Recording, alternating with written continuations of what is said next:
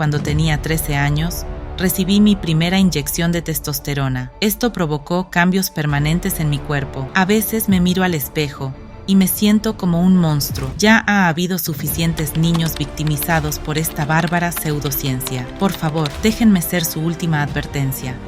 Yo creo que eso tenemos que dejarlo bien claro. Y en esos individuos, ni hay hallazgos a nivel del cerebro, ni hay hallazgos a nivel de los genes, ni hay hallazgos a nivel de las hormonas, para decir que este individuo, aunque tiene órganos masculinos, realmente él es mujer. No, porque es que basado en qué, en un sentimiento. Nació y creció como una tierna niña, pero en su adolescencia se confundió y los médicos, motivados con propósitos ideológicos, la confundieron aún más y la engañaron, mintiéndole, diciéndole que podía cambiar su sexo. Se sometió a tratamientos y cirugías que le arruinaron la vida y el cuerpo para siempre. Y hoy, arrepentida de haber accedido a esos tratamientos, Chloe Cole es un testimonio vivo del daño que puede hacer la ideología de género a las personas. Quédate en este video porque vas a aprender cómo refutar la ideología de género y además vas a tener un testimonio real que respalda la creencia de los hijos de Dios. Me llamo Chloe Cole y soy una persona que ha detransicionado. Otra forma de decirlo sería que solía creer que había nacido en el cuerpo equivocado. Los adultos en quienes confiaba afirmaron esa creencia y eso me causó un daño irreversible que durará toda mi vida. Hoy me dirijo a ustedes como víctima de uno de los mayores escándalos médicos en la historia de los Estados Unidos. Hablo con la esperanza de que tengan el valor de poner fin a este escándalo y asegurar que otros adolescentes, niños y jóvenes vulnerables no tengan que pasar por lo que yo pasé. A los 12 años, comencé a experimentar lo que mi equipo médico más tarde diagnosticó como disforia de género. Estaba entrando en la pubertad y me sentía muy incómoda con los cambios que estaban ocurriendo en mi cuerpo. La atención masculina me intimidaba y cuando le dije a mis padres que me sentía como un niño, en retrospectiva, lo único que quería decir era que odiaba la pubertad, que deseaba que esta nueva atención sexual desapareciera. Admiraba un poco más a mis hermanos que a mis hermanas. Me declaré transgénero en una carta que dejé sobre la mesa del comedor. Mis padres se preocuparon de inmediato y pensaron que necesitaban buscar ayuda de profesionales médicos, pero eso resultó ser un error. Esto llevó a nuestra familia por un camino de engaño y coacción motivados por ideologías. El especialista en género al que me llevaron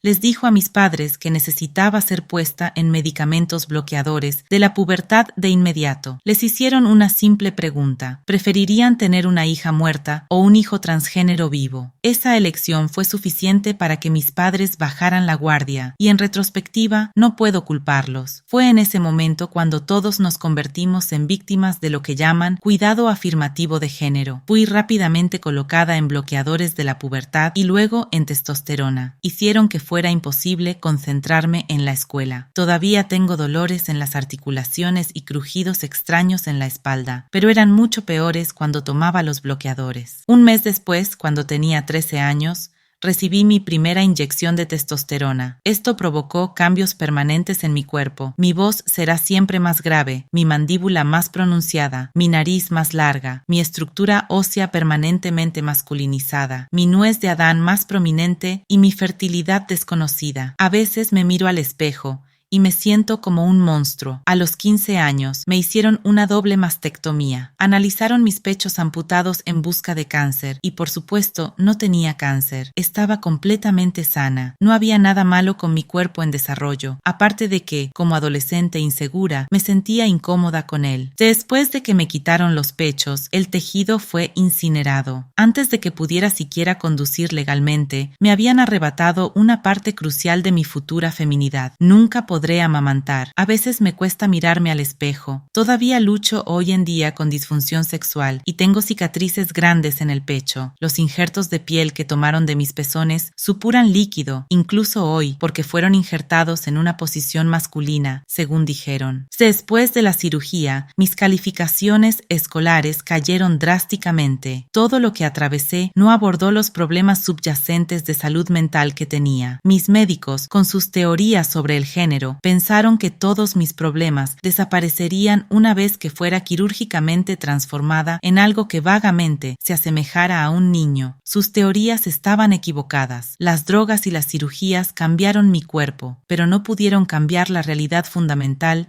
de que soy y siempre seré una mujer. Cuando el especialista les dijo a mis padres que podían tener una hija muerta o un hijo transgénero vivo, yo no era suicida. Era una niña feliz que luchaba porque era diferente. Sin embargo, a los 16 años, después de mi cirugía, sí me volví suicida. Estoy mejor ahora, pero mis padres casi tuvieron la hija muerta que los médicos les prometieron. Mis doctores casi crearon la pesadilla que dijeron que estaban tratando de evitar. ¿Qué mensaje quiero llevar a los adolescentes estadounidenses y sus familias?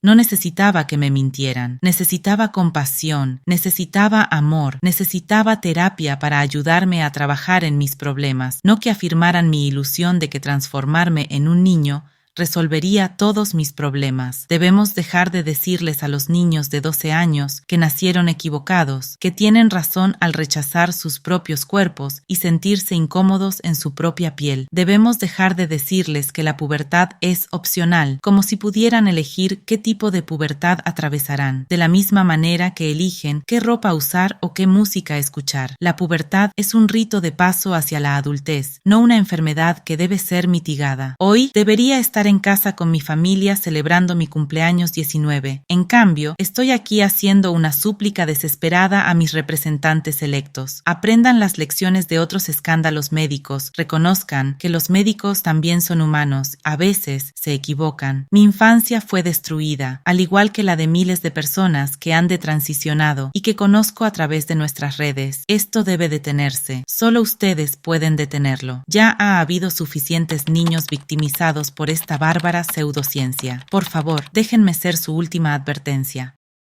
Es importante que como Iglesia de Cristo estemos cimentados, arraigados en la palabra de Dios. En este sentido, necesitamos refutar todas las filosofías que tienen origen satánico. Tal es el caso de la ideología de género.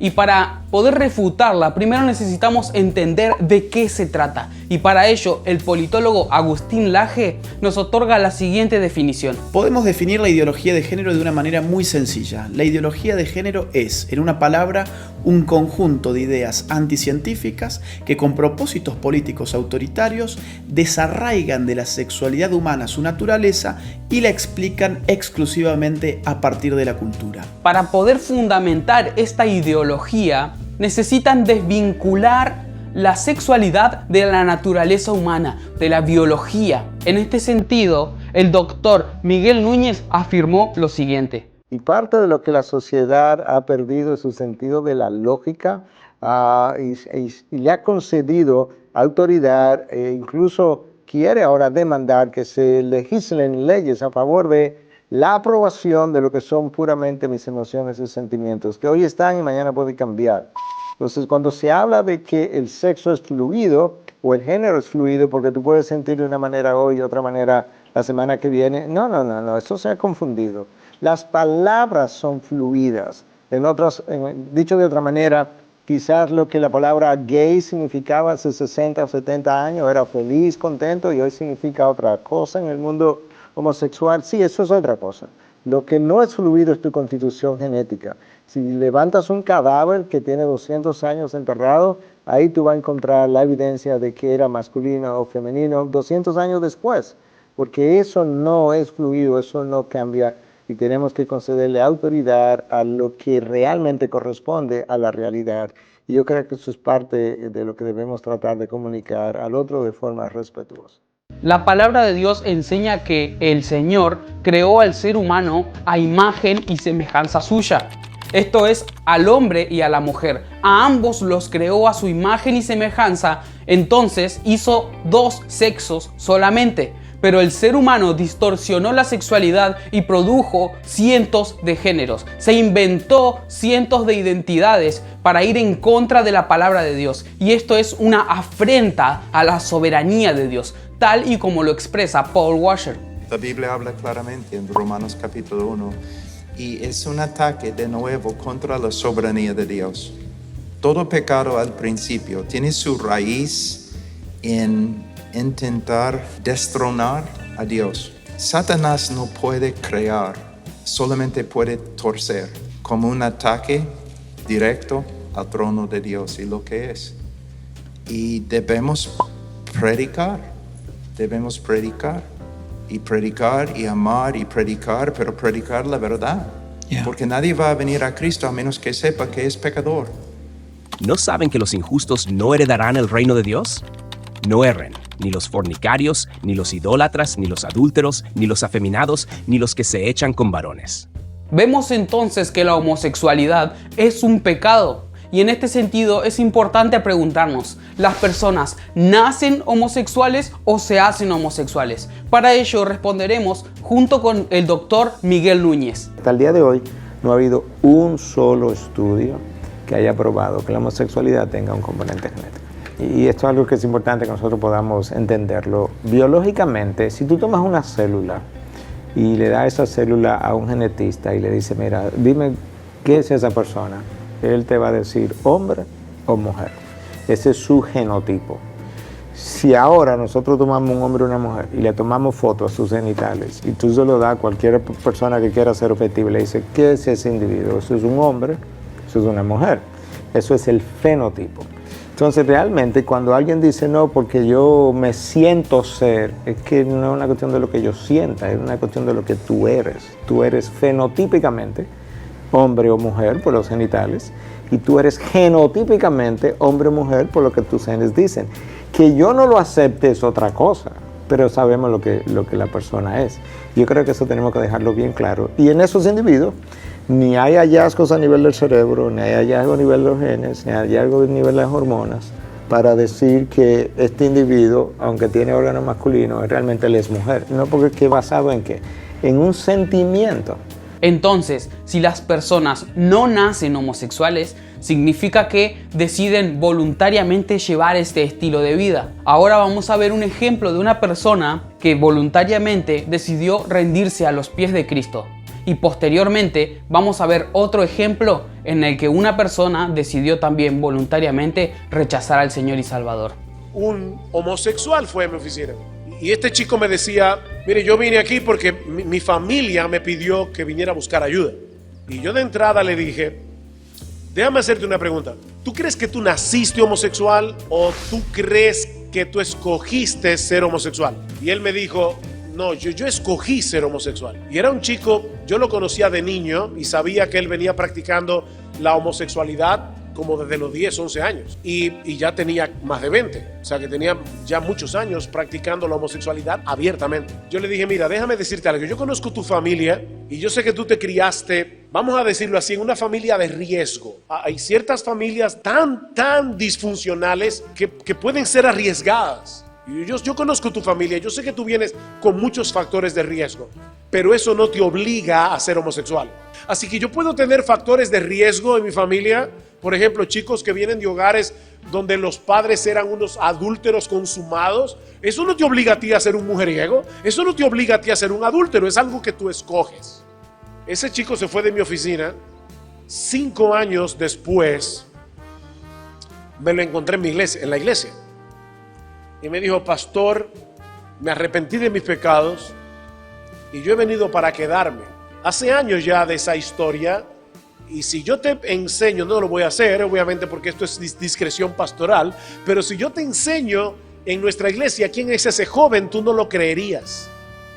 Que ese joven había estado por tantos años envuelto en la homosexualidad. Hay esperanza en Jesucristo.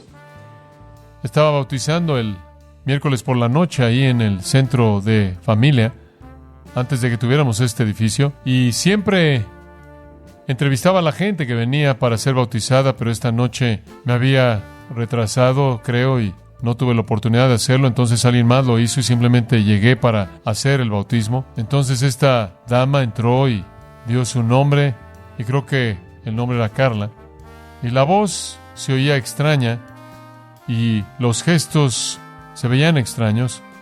Esta persona dijo, bueno, yo estoy aquí porque quiero dar testimonio de mi fe en Cristo y ser bautizada, y un testimonio muy breve, y después simplemente bauticé a Carla. Pero me quedé profundamente turbado, y salí y le dije a alguien, asegúrate de que esa persona venga a mi oficina inmediatamente después de que se vista. Esta persona entró y yo le dije, solo quiero pasar unos momentos contigo, tengo unas preguntas. Está bien, estoy turbado, quiero ser muy directo contigo. Tú saliste del lado de las mujeres, diste un nombre femenino, pero creo que eres un hombre. Y después entramos en una discusión acerca del hecho de que él supuestamente había tenido una operación de cambio de sexo. Yo dije, ciertamente ni por un momento piensas que el Señor Jesucristo va a aceptarte y santificar tu estilo de vida como un hombre viviendo como una mujer en una relación homosexual o relaciones. Bueno, yo siempre he sido una mujer, nada más que he estado atrapada en el cuerpo de un hombre. Yo dije, no, siempre has sido un hombre y ahora eres un hombre castrado, pero eres un hombre. Naciste como hombre y morirás como hombre y debes vivir como hombre y debes reconocer el pecado de lo que has hecho, y si reconoces el pecado de lo que has hecho y pides el perdón del Señor y te arrepientes y vienes a Él por la fe, serás perdonado y Él te mostrará gracia, pero debes vivir como hombre. Deshazte de esa ropa, consíguete ropa de hombre y muestra la legitimidad de tu arrepentimiento de corazón hacia Dios. Nunca lo volví a ver. Se apareció en otra iglesia cerca de aquí, le llamé al pastor y hablé con él, le conté la historia y él tuvo que enfrentarlo. Es la vida real, hay gente que hace esto. El reino está abierto a ellos si reconocen el pecado de lo que han hecho. La palabra de Dios afirma contundentemente que la homosexualidad y todas las prácticas que se le parecen son pecado. ¿No saben que los injustos no heredarán el reino de Dios? No erren, ni los fornicarios, ni los idólatras, ni los adúlteros, ni los afeminados, ni los que se echan con varones. Pero todas las personas que practiquen este pecado y cualquier otro pecado tienen salvación en Cristo Jesús por medio del arrepentimiento y la fe, como lo señala Josías Grauman. Y esto eran algunos, pero ya han sido lavados, ya han sido santificados, ya han sido justificados en el nombre del Señor Jesús y por el Espíritu de nuestro Dios.